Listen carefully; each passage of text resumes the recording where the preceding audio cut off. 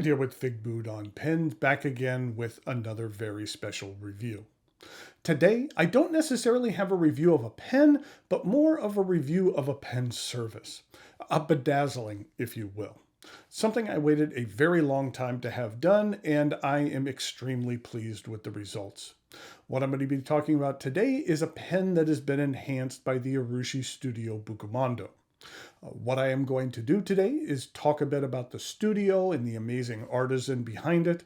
I'll show you the pen I had worked on by her, and I'll discuss the process and what to expect if you would like to use this amazing service for yourself. The studio is located in Tokyo, Japan, in a ward called Setagaya City.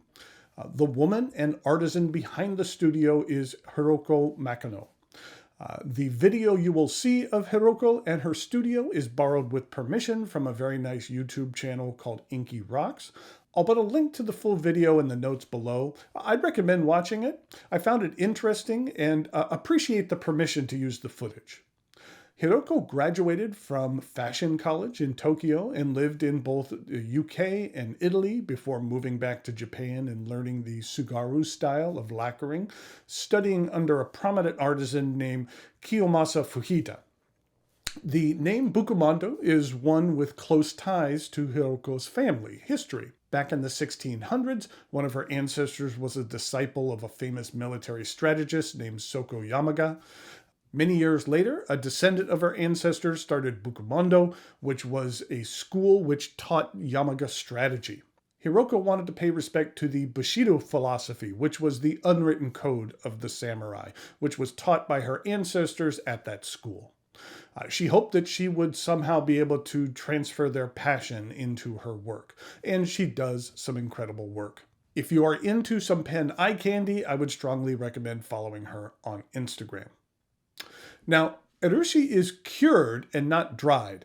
There's a difference between the two. In the most general terms, the goal of drying is to remove moisture for something as quickly as possible, while the goal of curing is to also remove moisture, but it's done under specific conditions and humidity in order to remove that moisture more slowly. I thought this was interesting. Both of these Urushi samples are in the same color. However, the darker one was cured in a more humid environment than the lighter one. So an Urushi artisan can manipulate their material in many different ways outside of a physical application. A pen made during the heat and humidity of summer might look different than one made during a different time of the year. This is not a production line process. Every pen will be different and unique. Here, in her own words, Hiroko talked about preserving the tradition of Urushi work. 守るっていうよりも、その技術を使って自分のスタイルを作っていきたいっていう、やっぱり自分のスタイルを伝統の技を使って新しいことをしていくっていうことが日本の伝統だっていうふうに私は先生に教わったので、その技術を使いながら新しいもの、自分のスタイルを作っていくっていうことが日本の伝統だと思います。Okay, let's talk about the pen I sent off, and that would be a Sailor King of Pen Ebonite. This is what it originally looked like. I felt that this would make a nice blank palette for her to work on. I'll admit I was a bit hesitant. I loved this pen as it was. It was simple, sleek, and classy, and one of my favorites in my collection. There was nothing wrong with it at all. While I heard nothing but wonderful testimonies about Hiroko's work, I was a bit concerned because one of my favorite pens in my collection would never be the same. And I was kind of worried that I might not like it as much as I did before. Or I would feel some remorse. Like, why did I ruin this perfectly good pen? Would it have like a homemade arts and crafts feel to it? When you put yourself in an artist's hands like that, it can be a bit thrilling, not quite knowing what the end product will look like. You can get a bit nervous. Will I like it? Will I not like it? I did that once with a painting. I actually purchased one sight unseen, and it was a bit unnerving, but I ended up loving it, and it has become one of my most cherished possessions. Well, my concerns were quickly squashed because this was what was returned to me. I was just stunned. This looks amazing. This was everything I wanted and more. And in order to get a closer look at this pen and talk about the process of commissioning work from Bokumondoh, please join me over here at camera 2. So here is my Sailor King of Pen Ebonite. There are some things I really loved about how this turned out. This is Rodden, which has been applied in addition to many layers of Urushi lacquer. Talk about a pen that pops. Let's actually start here at the bottom. I really like how the pieces get smaller and smaller as it gets closer to the end there and how it wraps around. And it's done really well. And then at the very end here, we have Haroko's symbol. I really also like how the color has a gradient. It starts as more blue and green and transitions up into more purples and pinks as it progresses up the pen. I like how the Rodden is laid in straight lines, but it's not perfectly straight. This application isn't as much about precision as it is in artistic interpretation. By no means does it feel like someone just haphazardly slapped a bunch of Rodden on this pen. The placement is precise and intentional. The material even matches up really well between the cap and the barrel. I really like that detail. And then I love how the Rodden then flakes away, floating up into the sky. While it would have certainly looked stunning, I didn't want the entire pen just simply covered in 100% Rodden. I felt that would be a bit much. And then there's even some small flake here on the very top of the cap. The exterior of the pen is no longer perfectly smooth. It has a slight faceted feel to it, while still being fairly smooth. And I do like it. It adds a tactile element to a pen which previously did not have one. But the element is not so prominent that you feel that there were, inadequate layers of Urushi applied or anything like that. There's plenty on here. In regard to the cap, I really like that even though the Rodden goes right up to the edge, it is extremely well polished and rounded. And you really can't even feel, even when you go like that, you can't even feel that anything has been added to this pen on this edge. It is very high quality work. The King of Pen has dual cap threads, and I really like the attention to detail in regard to the placement of the signature.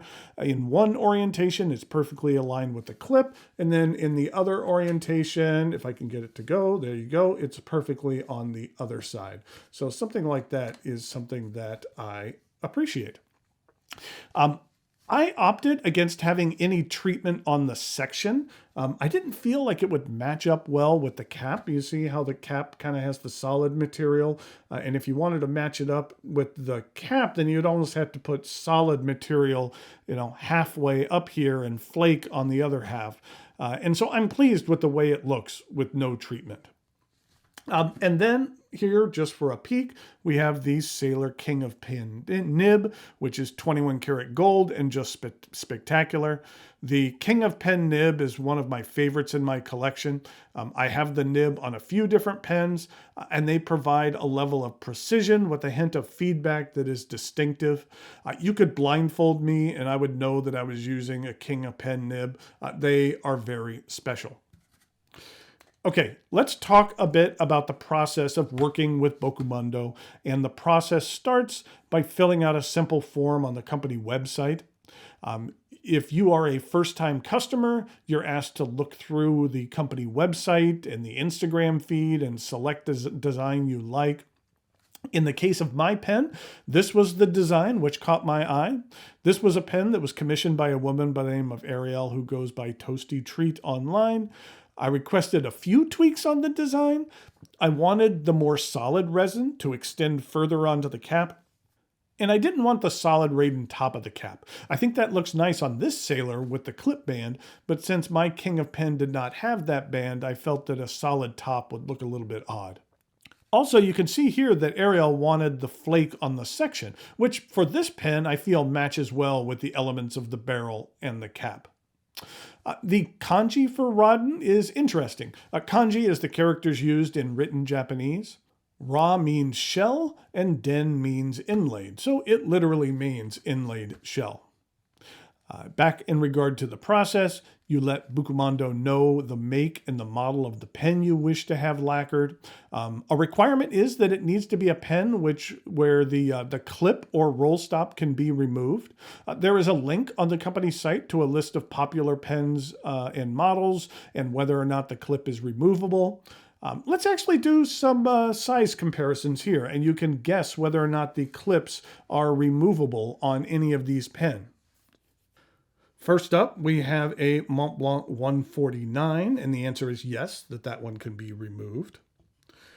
Next up, we have a Leonardo Momento Zero, and this one cannot be removed. Then we have a Platinum Izumo, and this one can be removed. And then one more in this round, which is the Pilot Vanishing Point. This one can be removed, but they ask that you remove it yourself because it can be a little problematic and the pen can get damaged when removing it. So if you can remove it yourself, then this is a pen that can be used as well. And this particular pen has some Rodin treatment on it, but this was stock out of Pilot. But all of those look really nice. Then in regard to a couple of other pens, we have a Visconti Homo Sapiens, and the answer is no, that one cannot be removed. And we have a Platinum 3776. Again, this one cannot be removed. Then we have a Pelikan M1000, and this one, as well as the M600, the M800. I'm not sure about the 6, but the 800 as well as the 1000 can be removed. And then finally here is the Pilot Custom 843, and this one, as well as the Custom Urushi, cannot be removed.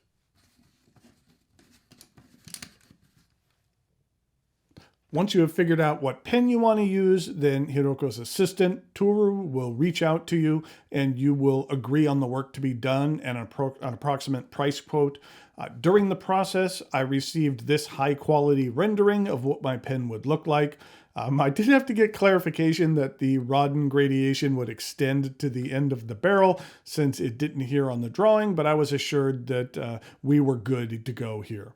And at that point, you get placed on the waiting list. You do not send the pen off to Japan right away. You send it off when your turn has arrived. As of the time I'm recording this, the wait list is around a year. I was told that my wait would be approximately a year, and I received my notice that my place in the queue had finally arrived after literally 1 year and 1 day. So their original estimate was pretty accurate. You send your pen off. The time it takes to complete the work can vary. In my case, it was right around 2 months. You are notified when the work is complete and you're sent a picture, and then after you make your payment, the pen is returned. In the case of my pen here, it was returned pretty much as is as I sent it off. It's not like it comes back in a new box or anything like that. It was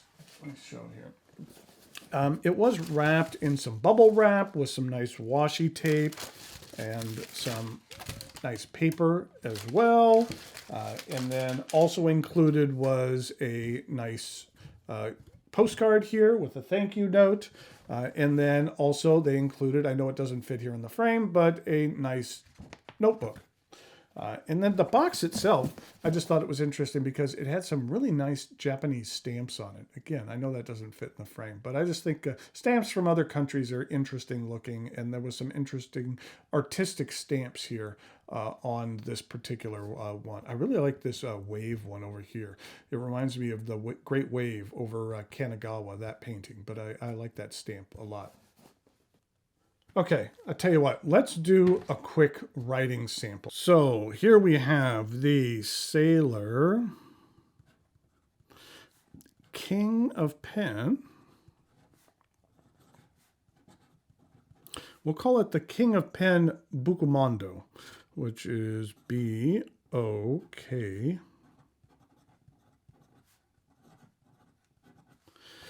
This is a medium 21 karat gold nib. And the ink that I'm using is one of my favorite purples, which is Pilot Uroshizuku Murashaki Shikubu. So this is Pilot.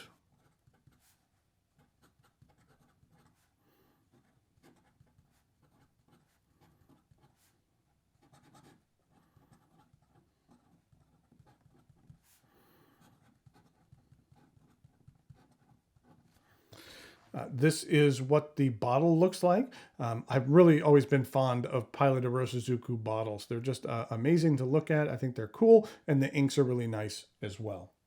In regard to the ink itself, this is what it looks like. It's a nice kind of lighter purple. It looks somewhat similar to Mont Blanc's Beetle's psychedelic purple, and then Cross Violet is a little bit on the darker side. And then just quickly,